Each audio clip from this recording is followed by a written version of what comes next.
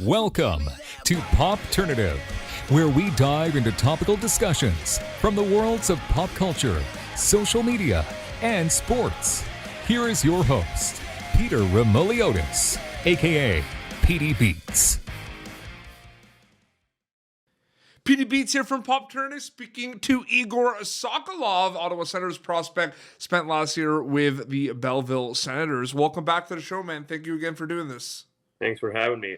So technically, your third time back on the show because we did that one interview like before you got drafted, and then you did the World Junior Preview show with Craig Button and I.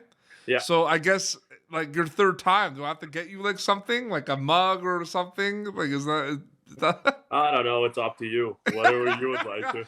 Did you know when you got drafted and when you signed to, your entry level contract with the Sens? Did you have an idea that you were going to be doing like interviews like this, a Wally Mathot show, or did you not really think about it much? I mean, I'm just I'm the guy who is involved in that kind of stuff, and it's keeping me busy with everything being closed and not not being around fans and stuff like that, and they can listen to it and just spend extra like 30 minutes just listening to my podcast and not laying down their bed and watching it on TV and stuff like that, right? So I think it's pretty cool. It's awesome to do, and I love your segment on the Wally Mathot show is great from Russia. It's a great segment. Yeah, it was. They just asked you to do that. You were like, sure, basically. Is that what happened? Well, yeah, that's how it works. That's awesome. Big year for you last year. Very strange year, but big year. Kind of solidify yourself as the goal scorer that the Senators drafted you as. It's safe to say that that's kind of on the mind now to continue your path. Obviously, getting bigger, faster, stronger, and everything. But you're a goal scorer. That's why the Ottawa Senators drafted you. So is that still the big mindset going forward? Well, yeah. Obviously, even from junior, like I love scoring goals. Right? It's it's the way I play.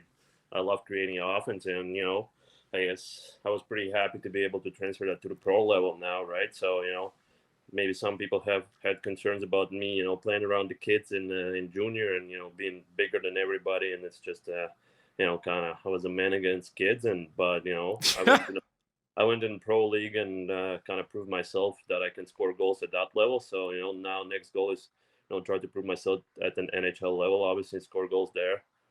Absolutely. What was the mindset like your first week in the AHL? Like not first game, like your first week getting kind of acquainted with everything. I mean, it is a whole different world, and COVID was also like different as well, where you guys didn't play at Belleville. What was that whole week like for Egor Sokolov?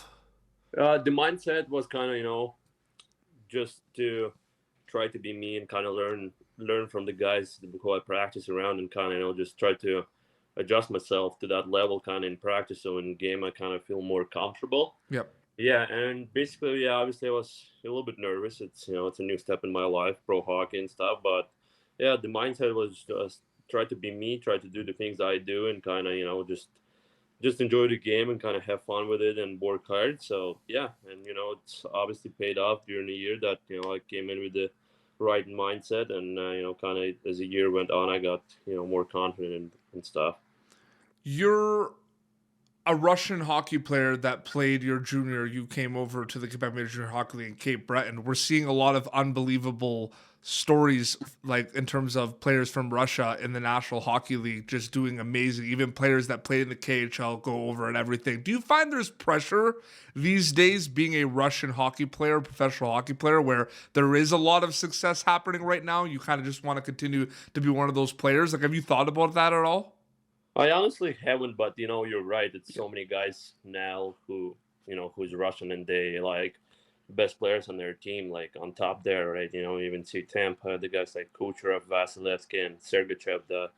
They played a big role in that team, and you see guys like Ovi, Panarin, and Malkin, and it's kind of extra push for me, for young guys like us, kind of just to keep doing what they're doing, kind of try to be a leader on your team and stuff. So, but I think it's pretty awesome that Russian hockey is able to provide so many good players at the NHL level. Absolutely. When did you? I think I asked you this last time you came on the show, but I mean, you had this opportunity to go play in the Quebec Major Junior Hockey League. Was there like second thoughts about it, or was it kind of right away you and your team and your family? I mean, that was the right move for you, obviously, because it helped you in a lot of ways, especially for the World Juniors and everything. But it wasn't a very hard decision for you to choose to go to the Quebec Major Junior Hockey League. Well, at the start, like the import draft is in June, I believe, right after NHL draft, and kind of in April, I said that I'm gonna go, right? But then the day came, the I don't remember what day was it, but on that draft day, I kind of sat down. I was like, yeah, like I'm moving away from my parents, and I'm not gonna be able to see them and stuff. So I kind of took a little step back and kind of got nervous about it, but then just made the right decision. I guess Absolutely. I don't regret that. I made that decision, and yeah, you can see where I'm at now, and I'm happy that me and my parents were able to do that.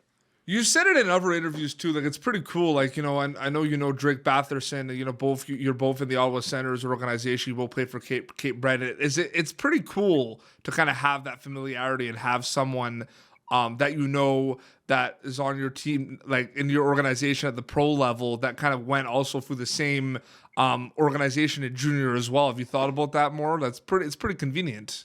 Yes, absolutely. Well, we got Kevin Mendelis as a goalie in Belleville too, and we played together for 3 years in junior. So I think it's pretty cool to kind of go from junior with the guys you played with and move on to the pro level, and we were able to kind of be together again. So I think it's pretty cool and exciting at the same time. I have non-hockey questions I want to ask you. One last hockey question quickly.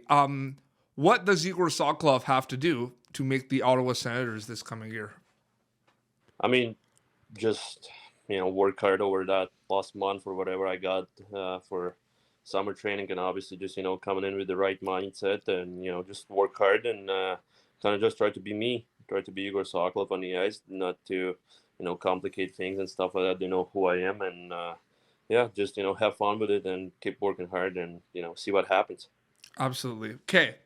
Non-hockey questions. I need to know. It's been a crazy year. There's been a lot of time that you weren't able to play hockey, and maybe you're doing other things. You're watching stuff. So I need to know. I really want to know this because our show, we interview a lot of people from TV shows and everything. What have you been watching? Are you a big TV and movie guy? Like, what have you been watching lately? Well, I watched Money Heist on Netflix. Yes. Probably it's up there for the best ones. I watched Sons of Anarchy, all 9 seasons. That was a grind. Then I watched Animal Kingdom. Yes, great show. Those ones are on top there. So, and Outer Banks. So the new season just came out. So we've interviewed a lot of people from Outer Banks. Yeah, I'm getting excited about it. Yeah, sure. It's good. It's a good season. It's a lot of. You saw the first season? It's a second season now. Well, you saw season 1, right? Yeah, I saw the season 1. When COVID came out, it kind of took over and stuff like that. So everybody, it came out in perfect time. It's there's a lot of action in season 2. Yeah, because it's all about the relationships and everyone likes all that. Oh my god, like Sarah and John B. But like, it's a treasure hunt show, right? They want the gold, so it's like very intense. Yeah. So I'm getting all excited about that one. We interviewed from Money Heist. His character dies, but Oslo, like the big guy. Oh, really? Yeah, he's been on my show. You've been on the same show as him. Oh, wow. That's unreal. Yeah, I love. Yeah, well, and it's funny because he didn't speak. He was learning English, and he did the interview with us. Yeah, and his character died pretty fast in that one. Yeah, but it's pretty crazy too, like how. There's so many shows though, like even like Game of Thrones and all those shows where like people were in like 1 or 2 episodes or like had a small role, but like people remember them forever. Yeah, like exactly. it's crazy with that. Yeah, sure.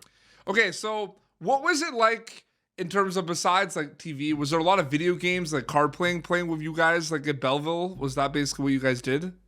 Well, yeah, and during the year, I usually, kind of guy who's trying to get outside, go to the movies and stuff, and, we didn't have that, and obviously only thing we could have do, like, watching hockey, obviously, when Ottawa was playing, so that was kind of a thing, but, we were back from the rink, like, 2-3 o'clock, whatever, and, we got 6-7 hours of just doing nothing, basically, so, we would play some video games. Yeah, absolutely. Did you... Was there anything that kind of surprised you about the transition to pro that maybe you didn't know about? I mean, I guess it's a bit. This is a weird thing to ask now because of this year, because it wasn't a normal year. Yeah, So the exactly. schedules were not. But was there anything that like of the normal schedule that you were told that like surprised you, or of the landscape at all, or?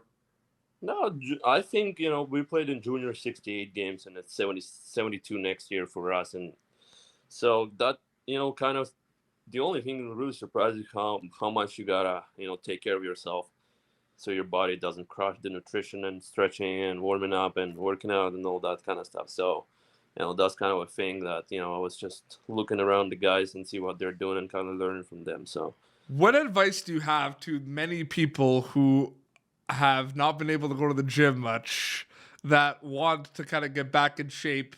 And like, what were some exercises for you for cardio that you were able to do, or even, with dumbbells or anything? Because that was the thing too last year too. People weren't able to go to the gym, so people had to like just use dumbbells they had in the corner or a bike. Is there any like specific like exercises that really work for you for good cardio or good workout lately? well, when for my quarantine, I was doing jumping rope. Oh, That was the best thing. I think it's, you do 10, 15 minutes and you kind of burn. I'm pretty sure you burn more calories than you do like an hour run or something. So, wow. yeah, and I had sets of dumbbells, but I think you could do all kind of things with them too. Like, it's, you can get creative with that, and, split squats and, bench press, like all that kind of stuff. So, well, bench press, I don't know, dumbbell press. Yeah, absolutely. Yeah, so you can get creative with that. I think, if you want to put in that work, you can, it's so much on YouTube, so much on internet you can find. So, Man, that's another thing too. It's like people, have you ever talked about this with your personal trainer at all, about how like people could just go on YouTube and just search things all the time? Like they don't need to like get a trainer. Like that is true. It's all on YouTube now. yeah, it's if you're not training for specific stuff, right? But Yeah. if you're just trying to, get your body in a good shape and kind of, Mm-hmm. feel strong and stuff, you can obviously find it on YouTube. But for us, we need specific stuff, whereas, it's not everything right on YouTube, right? It's kind of, it's a different thing. So, I mean, for athletes, I think it's obviously super important to have the personal trainer. But for the, people who just, trying to maintain a good health and kind of that kind of stuff, they don't have to go to the gym and pay extra money for, a trainer there. Where they can find everything on the internet and kind of just pay for a gym and, use the equipment there. Absolutely. You're prepared, obviously, to do what it takes to make it in the National Hockey League, like on ice stuff. Basically, you're training all the time. So that, are you prepared for the off ice component of being a player in the National Hockey League, with the press and the community aspect of things, and the travel, because they're two different like you have two jobs basically. People don't realize that you have the job on the ice, but there's also the off ice stuff you have to do as well. Yeah, I believe so. Like off Mhm. the ice, kind of, I'm that kind of guy who's involved in community, so that's that's not gonna be an issue for me. But I obviously the travel and all that kind of stuff. But it's my job. I'm not gonna be. I'm just gonna accept it, and But I don't see any problems, exploring the world at Yeah. the same time as well, right? So I don't think there's any issues. It's my dream playing in NHL. It's so that's kind of, if you get there, you can't complain about a thing. So, I mean, I'm ready mentally, and I'm ready off the ice and on the ice kind of. So, it's obviously nothing to complain when you get to NHL. Well, I'm excited to see you play the NHL, man. Like I'm very happy for you and everything that's happened so far. You had a big year in Belleville, so just continue doing it, and we'll see you in the NHL pretty soon, right? Hopefully. Yeah, hopefully, yeah. I'm just gonna keep working at it. Thanks a lot for coming back on the show, man. I really appreciate it. Thanks for having me. No And problem at all. people could follow you on Instagram, Egor Sokolov. That's where you're mostly active, right? Well, yeah, Instagram, Twitter, whatever. Yeah, whatever. They just Yeah. search your name, basically. Yeah, absolutely, yeah. Cool. YouTube.com/Popternative for previous episodes. Till next time, this is Egor Sokolov from the Belleville Senators and Peter Beats signing off. Thank you for tuning in to Popternative. Make sure to check out our past episodes of Popternative on YouTube. Be sure to like Popternative on Facebook and follow us on Twitter. This has been an Autograph Communications production.